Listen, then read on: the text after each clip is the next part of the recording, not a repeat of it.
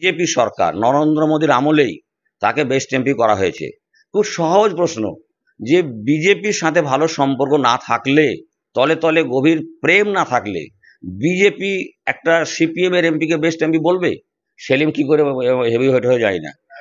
CPM যদি ভালো নেতা হতো, মানে সেলিম, তাহলে তো তার দল তাকে দাঁড় করাতো এতে কলকাতার এন্টালির ওখানে, বা দক্ষিণ কলকাতায়, বা উত্তর কলকাতায়, বা রায়গঞ্জে। কারণ সেলিম মন্ত্রী হয়েছিলেন বিধায়ক হয়ে এন্টালি থেকে। উনি রাজ্যসভার এবং লোকসভার এমপি হয়েছিলেন কলকাতা থেকে, রায়গঞ্জ থেকে। ফলে সেখানে দাঁড়ানোর কথা, এখানে কেন পাঠিয়েছে? এটা তো মানে এটাই যে সেলিমকে যেখান থেকে মানুষ প্রতিনিধি করেছিলেন, সেখানকার মানুষের জন্য সেলিম কিছুই করেননি। এমন কিছু করেননি যে সেখানে গিয়ে নতুন করে আবার ভোট চাওয়ার মতো তার কিছু বলার আছে। ফলে আতঙ্কিত যে মানুষকে আমি কিছু বলতে পারবো না, ফলে সে ভয়ে যায়নি। ফলে শেষ পর্যন্ত বাধ্য হয়ে সেলিম ক্ষমতার লিপ্সায় সে এমপি না হয়ে থাকতে পারবে না, সেই জন্য আবার দলকে বুঝিয়ে সুঝিয়ে এখানে এসছে, এই ভাবনা নিয়ে যে এখানকার ভোটারদের অধিকাংশ মানুষ ধর্মীয় পরিচয় মুসলিম। আমিও ধর্মীয় পরিচয় মুসলিম, যদিও আমি নাস্তিক, আমি আল্লাহ ঈশ্বর ভগবানকে বিশ্বাস করি না। তাহলে যদি এই টুপিটা দিয়ে কিছু পাওয়া যায়, সে ধান্দা এসছে। মোহাম্মদ সেলিম অনেক চিৎকার করতে পারেন, কারণ তিনি বামপন্থী ছাত্র আন্দোলন থেকে উঠে এসেছেন। আর বামপন্থীরা গোটা বিশ্বে চিৎকারের মধ্য দিয়ে তা পরিচিত, তারা অনেক চিৎকার উল্টাপাল্টা হ্যান ত্যান ঝগড়া করতে পারেন, সে দিয়ে কথাটা ঠিকই।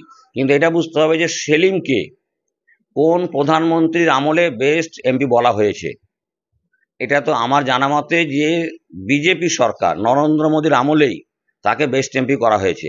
খুব সহজ প্রশ্ন, যে বিজেপির সাথে ভালো সম্পর্ক না থাকলে, তলে তলে গভীর প্রেম না থাকলে বিজেপি একটা সিপিএম এর এমপিকে বেস্ট এমপি বলবে?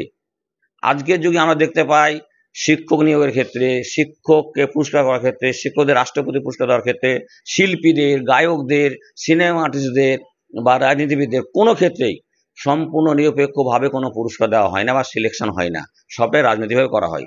ফলে সেলিমকে যে বেস্ট এমপি করা হয়েছে, এটা হচ্ছে বিজেপির দুটো ছক। একটা হচ্ছে ভিতরে ভিতরে এটার মধ্য দিয়ে সিপিএমকে তোষণ করা, আর একটা হচ্ছে সেলিমের সাথে ওদের একটা ভিতরে ভিতরে সম্পর্ক আছে, সেটা প্রমাণ করে দেওয়া।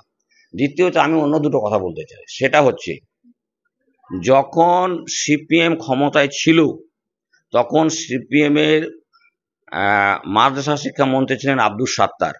যে আব্দুস সাত্তার এখন কংগ্রেসের নেতা, সেই আব্দুস সাত্তার একটা প্রস্তাব দিয়েছিলেন মন্ত্রিসভায় যে পশ্চিমবাংলায় প্রত্যেকটা জেলায় একটা করে, অন্তত পক্ষে একটা করে ইংলিশ মিডিয়াম মাদ্রাসা করা হবে। সেই সময় সিপিআইএম এর যে দলীয় মিটিং, মানে মন্ত্রিসভায় পাশ করার আগে, সেই দলীয় মিটিংয়ে একমাত্র এমপি, একমাত্র ব্যক্তি, একমাত্র নেতা মোহাম্মদ সেলিম বিরোধিতা করেছিলেন যে মাদ্রাসাগুলোকে আবার ইংলিশ মিডিয়াম করা হবে কেন। এই প্রজেক্টে তিনি বিরোধিতা করেছিলেন। এটা আমি অনেকবার শুনেছি আব্দুস সাত্তারের মুখে। ফলে এখান থেকে বোঝা যায় যে সেলিম জিনিসটা কি। দ্বিতীয়ত হচ্ছে আজকে যেটা আলিয়া বিশ্ববিদ্যালয়, এই আলিয়া বিশ্ববিদ্যালয় তো বিশ্ববিদ্যালয় হয়েছে মুখ্যমন্ত্রী বুদ্ধদেব ভট্টাচার্যের সময়ে। সে সময় এটা ছিল আলিয়া মাদ্রাসা। আলিয়া মাদ্রাসাকে যখন আলিয়া বিশ্ববিদ্যালয় করা হচ্ছিল, তখন সিপিএম এর ভিতরে তাদের নিজস্ব পার্টির মিটিংয়ে মোহাম্মদ সেলিম আলিয়া মাদ্রাসাকে আলিয়া বিশ্ববিদ্যালয় করার বিরোধিতা করেছিলেন। এই জন্য যে মাদ্রাসাকে আবার বিশ্ববিদ্যালয় করা হবে কেন। ফলে এই তো যে সেলিম, যে মুসলিম সমাজের উন্নয়নের ক্ষেত্রে প্রত্যেকটা ক্ষেত্রে তিনি বাধা দিয়েছেন। পাশাপাশি একটা ব্যাপক অভিযোগও আছে যে মোহাম্মদ সেলিম মূলত কলকাতা কেন্দ্রিক মুসলিমদের সাথে উঠা বসা করেন।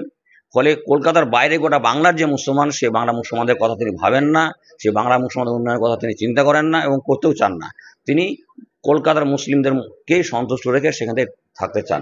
তো এহেন সেলিমকে দল পাঠিয়েছে এখানে। অনেকে তো বলছে যে সিপিএম সেলিমকে পাঠিয়েছে মুর্শিদাবাদে ফেল করানোর জন্য, এবং ফেল করার অপেক্ষা, ফেল যেই করবে তারপরে দিনে তাকে রাজ্য সভা থেকে সরিয়ে দেবে।